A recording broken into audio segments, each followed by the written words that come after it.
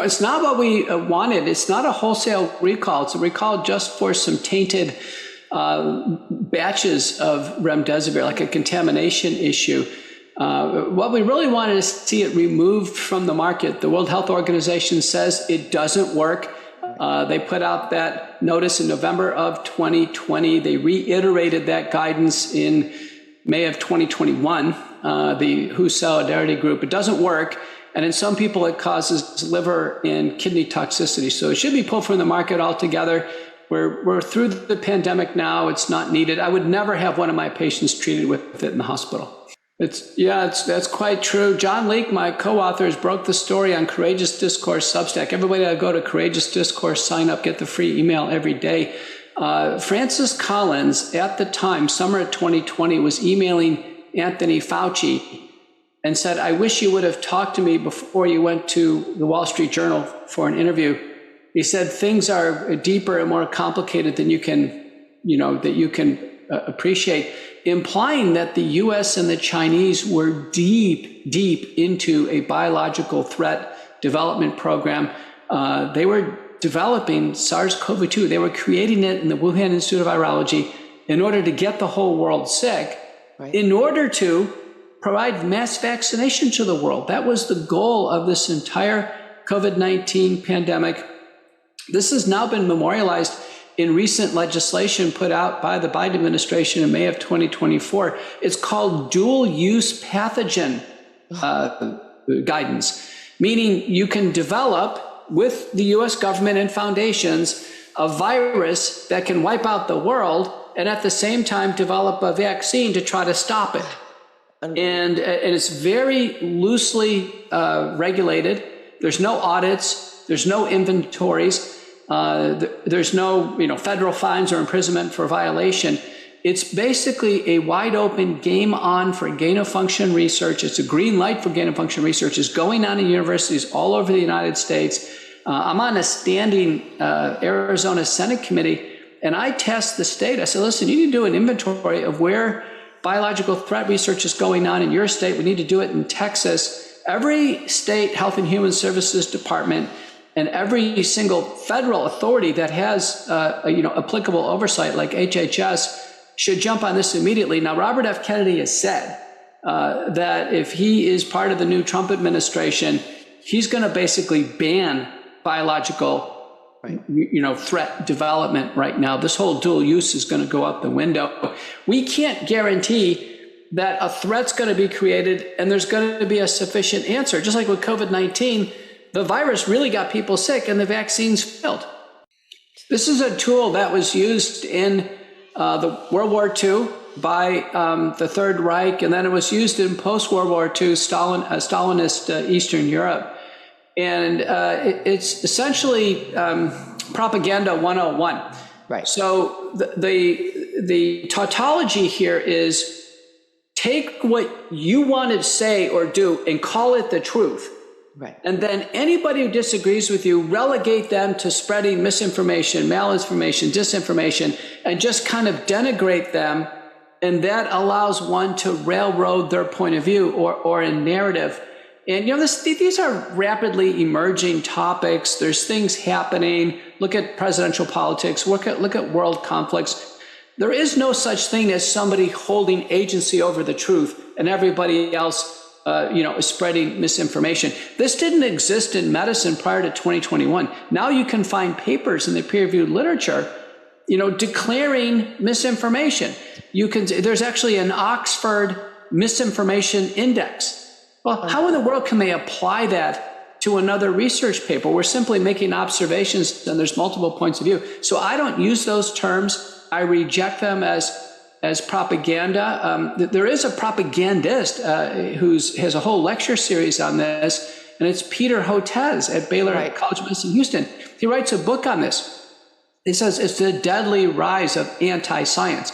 So what Hotez is saying is that he holds science, and anybody who disagrees with them is holding anti-science. And that's antithetical to the scientific process where we make observations, we debate them, and we're constantly adjusting, refining as we approximate the truth. We make what's called inferences, scientific inferences. So this is a new dark time. As soon as you hear the word misinformation rejected, every piece of legislation that has misinformation on it should be voted down. Right now, New Jersey is advancing a medical misinformation law to say that any doctor who spreads misinformation is now punishable by fines or imprisonment. And without, how do you define it? Things change over time, right? Right. So, if a doctor says chocolate's good for you or chocolate's bad for you, that could be misinformation. Which one is it, right? It's not both. Yep. So you can see how dangerous this is. We have 6 terms: misinformation, disinformation, malinformation, anti-vaxxer, anti-science, and conspiracy theorist. We need to expel these terms from our lexicon and move on. We've seen corruption sweep into the biomedical literature. This is very important. And we know this is the case because we're seeing a consistent pattern of unethical retractions. Right. So papers that try to come up with new solutions for treating patients with COVID or the vaccine injuries or long COVID, they're fully peer-reviewed and published. And then later on, there's some type of influence that's exerted on the journal or the publisher, and then they're unethically retracted with no violation of the COPE guidelines. They can't do that. Right. We're seeing that happen now in record number. I've never seen that before. I've been the editor of 2 major journals for over 20 years. Now I'm a current new editor of a journal. I've never retracted a paper, ever, because the peer review process is valid. Now, if people disagree with the findings, there's letters to the editor and rebuttals, and there is a normal scientific discourse. So, I worked very carefully with the publishers and the editors of the new journal. I said, listen, this is not going to happen under my watch. I already put out my first article saying this is not going to happen. Another great journal to look to is the journal Science, Public Health Policy, and the Law, and the editor is Dr. Jack Lyons-Weiler, formerly at the University of Pittsburgh. Same thing. It's going to be unassailable. We're going to have no pharmaceutical influence, no external bias, no government agency bias. We think the government agencies here are pulling the strings. And here's a perfect example. Let's take the New England Journal of Medicine. For any medical problem, there's in an intervention, there's always a pro and a con. There always is. Right. So let's take New England Journal of Medicine and back surgery. Some papers say back surgery helps patients. Some people say back surgery has more complications. There's always a debate. Right. Do you know on the vaccines, the COVID-19 vaccines, New England Journal of Medicine says they're always safe and effective. There's nothing to say, well, wait a minute, there could be blood clots or heart damage, what have you. So there's a complete imbalance in the major journals: Lancet, New England Journal of Medicine, JAMA, Archives of Internal Medicine, the Journal of the American College of Physicians, Annals of Internal Medicine, British Medical Journal. There's a complete imbalance. There's no way that a product can always be safe and effective with no downsides. I mean, even penicillin, there's pros and cons. So we know that, very importantly, part of this corruption that swept in was to suppress any hope of early treatment and to railroad the vaccines as safe and effective. But you're right. Tedros Ghebreyesus, who leads the WHO, Robert Califf, who is our current FDA commissioner, Francis Collins, a former director of the NIH, they've all said the single greatest health hazard in the world is misinformation. They've all said that. So wait a minute. I mean, aren't we concerned about heart disease and cancer and diabetes? Suddenly, these medical problems are not so important as misinformation that they can't define. If you go to any one of these sites that have misinformation policies, you know what they say? They say anything that disagrees with the government agencies, the CDC, NIH, FDA, what they consider the evidence-based consensus on something. Well, recently in the Roper decision in the Supreme Court, they threw out what's called the Chevron doctrine. The Chevron doctrine says that in complicated scientific or medical matters, that the agency's position on it is not judicial notice. That means it cannot be relied upon solely for the answer. We have to discuss the evidence. This has been huge. So all of them that say, listen, it's what the CDC says, that's now thrown out. That's a correct assessment. I recently had a patient who needed an innovative treatment to preserve their kidney function, and I prescribed it. She was taking it. It got approved by the insurance company. And, after a year of success, the insurance company said, we're not paying for it. Oh, my God. And now the patient's out of luck. They're slipping into renal failure. They'll need dialysis. I mean, that insurance company making that decision for the patient is going to ruin her life. She's going to end up being on hemodialysis. And my heart is broken. When I make a decision as a doctor, and I'm in practice and seeing patients every day, and I make the decision, what's called a fiduciary relationship. Right. I'm making the best decision on behalf of the patient. No insurance company or governmental agency or health system should override that decision.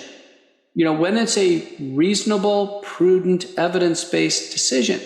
And to have these decisions overridden, I can tell you it's sad because people's lives are at stake. So the spike protein is the spine on the surface of the virus. This is the spike protein, okay? Yep. The virus is loaded with bazillions of these. And when someone gets the infection, the spike protein gets stuck in the human body. You can't get it out. Normal enzymes don't seem to break it down. So when we do blood tests to try to measure, whether or not the spike protein is there, we indirectly measure it through the total quantitative antibodies. 97% of people probably have some spike protein in their body, or they clearly have the immune reflection of it. And then it's way worse for those who took the vaccine. Right. And because the vaccine doesn't work, and they get COVID anyway, they even get super loaded with the spike protein. Wow. So let's take the Roche Alexis blood test assay. Normal should be less than 1. If you've had COVID a couple times, it should be 0 to 1,000.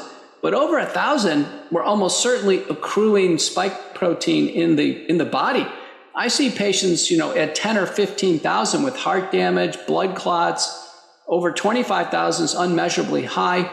So everybody listening to this should go ask their doctor for a spike antibody test. That's the most important thing. So know where you are on this test result, and then you can go from there. Now, we have a publication in the preprint service system where there's a risk stratification, meaning, I've had COVID once or twice, vaccine, but no side effects, spike antibodies less than 1,000, nothing special needed, just observation. Okay. Several episodes of COVID, long COVID symptoms, vaccines, problems with vaccines, antibodies over 1,000. There should be additional testing done, a full physical exam, EKG. I do ultrasound. And then we move on to interventions. And the interventions involve, at the base, what's called McCullough Protocol base spike protein detoxification. It's offered by the wellness company. I'm the scientific officer there. You can also buy them through any online health retailer. I don't have any financial stake in this at all. I did copyright it in my name, so I'm professionally accountable for its success. And we are watching patients slowly improve when they take nattokinase, bromelain, and curcumin together in between meals. It takes probably 6 to 12 months, and then the symptoms clear up. We look for about a 20% drop in these spike antibodies as a sign that the mass of spike protein is going down in the body. That's a favorable sign. We typically measure it at a year.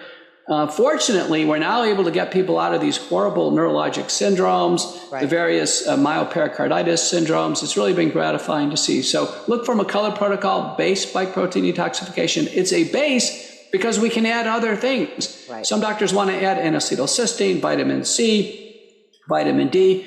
I use additional ivermectin for certain syndromes, the cutaneous and craniofacial syndromes and persistent infection. I use hydroxychloroquine for the autoimmune syndromes.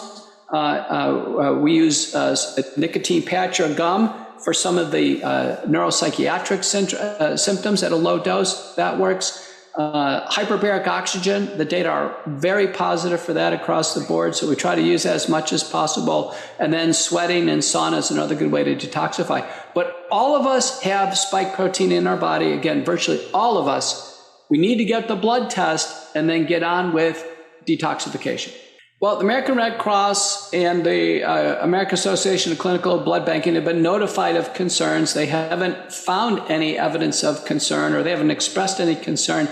What we know is messenger RNA is in the bloodstream for about 30 days. 2 studies show that, and Fertig and Castriota. And then spike protein, vaccine spike proteins in the blood for 6 months. It's been shown by Brogna and colleagues.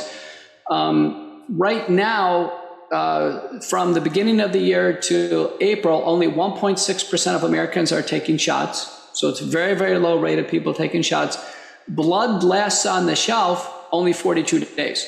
Okay. So I think the vast majority of blood on the shelf right now is from essentially unvaccinated people. Great. And there's never been a proven case of transference. So there are some papers. There's one paper from Japan and one by Halma and colleagues expressing some theoretical concerns. To me, it would be responsible to test the blood for RNA and spike. But and we've written the blood banking institutions, but they're not showing any interest in doing it. Messenger RNA is the most dangerous biotechnology platform we've ever seen. It's the genetic code for dangerous proteins, and once it's injected in the body, you can't shut it off. Wow. So the spike protein is produced endlessly, and it ravages the heart, the brain. This is the COVID vaccines. You can imagine a messenger RNA flu vaccine. It's going to manufacture the spike protein of flu, which is hemagglutinin. So you're going to take a pretty benign vaccine and then make it dangerous. We could go on and on. Respiratory syncytial virus, it'll make the fusion protein. That's going to cause havoc among tissue beds in the human body. The reason why, in a paper by Lalani and colleagues point out, the governments have invested billions of dollars in this technology. Biotech is so deep into this. CureVac, I think, is number one, then Sanofi, Moderna, BioNTech. They're so deep into this. Gates Foundation is deep into this. Right. Because basically, once you know the genetic code of anything, you can make the vaccine on a computer screen within a matter of hours. So there's no development costs here. We literally can just dial it up and produce it. And that's what's happened with the COVID boosters. They were just designed on a computer screen. They were injected into animals. They showed an antibody rise, and then they were released to humans. So the 2022, 3, and 4 boosters were never tested on human beings. They were just, rolled out and said, okay, the very first human who took one in CVS or Walgreens, they became the experimental subject.